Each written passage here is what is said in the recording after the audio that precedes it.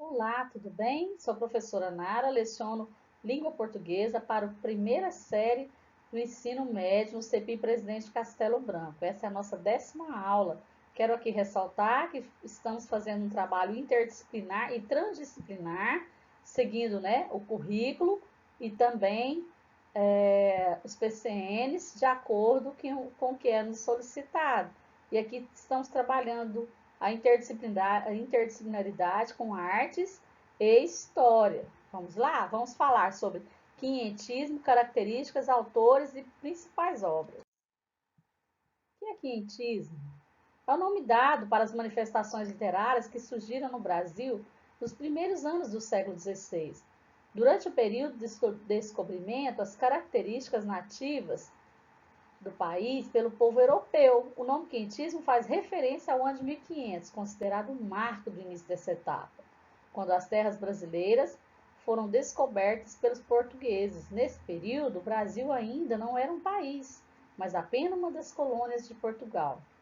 Não possuía qualquer tipo de produção artística ou intelectual genuinamente brasileira.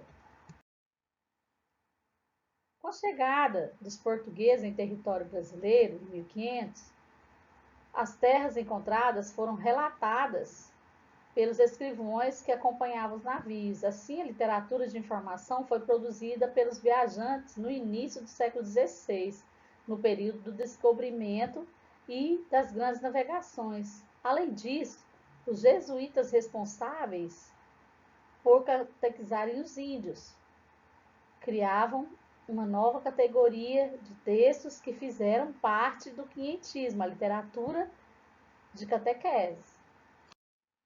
Quais eram as características do romantismo? Crônicas de viagens, textos descritivos e informativos, conquista material e espiritual, linguagem simples, utilização de adjetivos. Aqui, inclusive, a gente vê nos relatos as descrições de todos os ambientes em que eles se encontravam, minuciosamente. Adjetivos, qualidade dadas, tanto na forma individual como na impessoal também, ok? Muitos viajantes e jesuítas contribuíram com seus relatos para informar ao que estavam do outro lado do Atlântico, como eu falei, as impressões acerca de nova terra encontrada. Por isso, muitos dos textos que compõem a literatura do quinhentismo possuem forte pessoalidade, ou seja, as impressões de cada autor.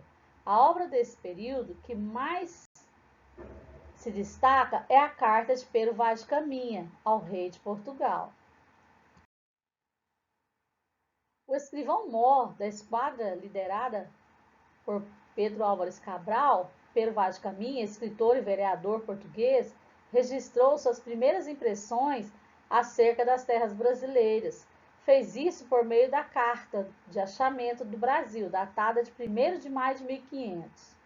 A Carta de Pero Vaz de Caminha, escrita para o rei de Portugal, Dom Manuel, é considerado o marco inicial da literatura brasileira, visto ser o primeiro documento escrito sobre a história do Brasil.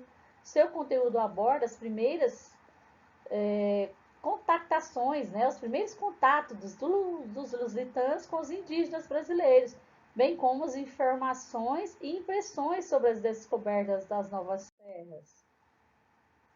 Temos também José de Anchieta, que foi um historiador gramático, poeta, teatrólogo e um padre jesuíta espanhol. No Brasil, ele teve a função de catequizar os índios, sendo um defensor desse povo contra os abusos dos colonizadores portugueses. Dessa maneira, ele aprendeu a língua tupi e desenvolveu a primeira gramática da língua indígena, chamada de língua geral. Suas principais obras são Arte de Gramática da Língua mais usada na costa do Brasil, o poema A Virgem. A obra do padre José de Anchieta foi totalmente publicada no Brasil segunda metade do século XX. E é importante ressaltar que aqui também nós estamos trabalhando com questões sociais. Como que estão vivendo os nossos índios hoje? A terra era deles. E aí, como eles estão vivendo hoje? Faça esse questionamento, faça uma pesquisa, busque informações, não é verdade? Pedro de Magalhães foi gramático, professor, historiador e cronista português. Ficou conhecido pelos relatos que fez sobre a fauna e a flora, né, portuguesa. Ficou conhecido também pela dimensão de encontrar e estruturar essas terras brasileiras no livro que ele fez, História da Província de Santa Cruz, a que vulgarmente chamamos de Brasil. Além de animais distintos, plantas exóticas, ele descreve sobre os povos indígenas e a descoberta do Brasil por Pedro Álvares de Cabral. Outra obra que merece destaque é o Tratado da Terra do Brasil, em 1576. Então, pessoal, vale muito a pena você conhecer a sua própria história, ver a sua origem, né? Conhecer a fundo isso aí, tá? Qualquer dúvida pode ficar perguntando ao seu professor de História e Arte, porque nós somos descendentes dos nossos índios.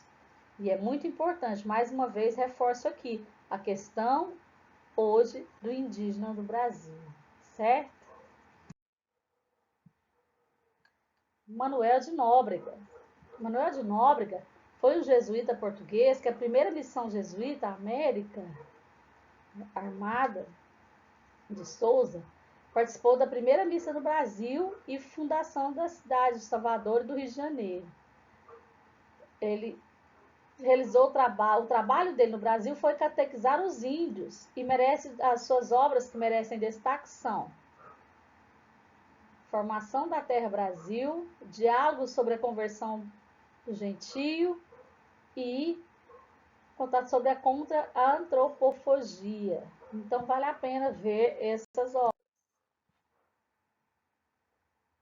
Nós temos aí algumas atividades referentes à temática, só que antes de você passar para as atividades, eu gostaria que você também assistisse a videoaula que está disponível no blog e também a videoaula que nós disponibilizamos em relação ao YouTube, para você enriquecer seus conhecimentos e de forma alguma não deixe de passar as suas dificuldades, suas dúvidas ao seu tutor, é de fundamental importância. Esse é o nosso contato direto, então precisa ser feito sim, tá bom? Muita saudade de vocês. Na primeira atividade que nós temos, tá aí uma questão, a primeira questão, fala-se que nós entendemos por literatura informativa no Brasil. O que? O conjunto de relatos de viajantes e missionários europeus sobre a natureza e homens brasileiros, a história dos jesuítas que aqui tiveram no século XVI, as obras escritas com a finalidade de catequizar, né, de catequese dos índios, chamados indígenas, né, quando a gente fala de todos, os poemas do padre José de Anchieta ou os sonetos de Gregório de Matos. Então, se você ler, né, na íntegra tudo do texto que temos lá, a aula expositiva, você vai tirar essa questão de letra. Na 2, está falando o seguinte, na questão 2, sobre a literatura produzida no primeiro século de vida colonial brasileira. O que é correto afirmar? Gente, correto, está afirmando. O que é correto afirmar? Que ela é formada principalmente de poemas narrativos e textos dramáticos que visavam a catequese. Inicia-se com a prosopopeia de Bento Teixeira. É constituída por documentos que informavam acerca de terra brasileira e pela literatura jesuíta. Os textos que consistem e apresentam evidente preocupação artística pedagógica, descrevem com fidelidade e sem idealização a terra e o homem ao relatar as condições encontradas no Novo Mundo. Então, faça a leitura, tenha interesse por conhecer a sua origem. Na questão 3, a literatura jesuíta nos primórdios de nossa história tem grande valor informativo, marca nossa maturação clássica, visa a catequização dos índios, a instituição do colono e sua assistência religiosa e moral, está a serviço do poder real, tem fortes doses nacionalistas. Aqui, pessoal, entra a questão que, igual eu falei para vocês, a interdisciplinaridade entre arte e história. Então, tem que ter conhecimento, certo? E tudo isso já foi estudado por vocês, tanto no ensino fundamental. A Carta de Pero Vaz de Caminha, na quarta questão, foi o primeiro documento redigido no Brasil. Possui um valor histórico e literário inegável sobre essa mesma carta. É correto afirmar? Foi escrita por Pedro Álvares Cabral quando o conquistador chegou ao Brasil. O intuito era descrever sobre os novos locais encontrados pelos portugueses.